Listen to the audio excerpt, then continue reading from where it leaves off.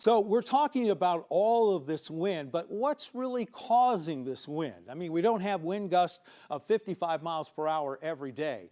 Let's talk about it, and let's just use the concept of cans of cola or pop here, as we are looking at the outside air pressure, the pressure outside of the can and the pressure inside of the can. Two different pressures, and you know, if you shake it up, you're going to see that pressure inside of the can, and that air pressure is always trying to reach a state of equilibrium. That's what the Earth is trying to do. So because we have that big change in pressure, wind is formed in an attempt to really restore balance between those two severe low and higher pressures. And then once that pressure is equalized, well, the winds will stop.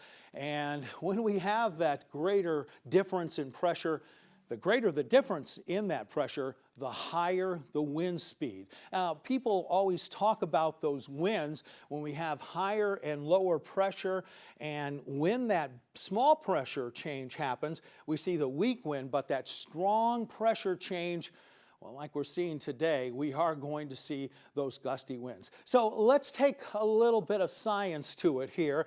A maple leaf, about 3 miles per hour wind makes that move. As far as that trash can, the regular sized trash cans here, it takes about a 28 mile per hour wind to move. So that is in danger of moving around today. And if we get those 55 mile per hour gusts, those are in danger of maybe moving down the street with those west winds. Now, the average person, well, we'll say 175 pounds. It takes a 67 mile per hour wind to move that person.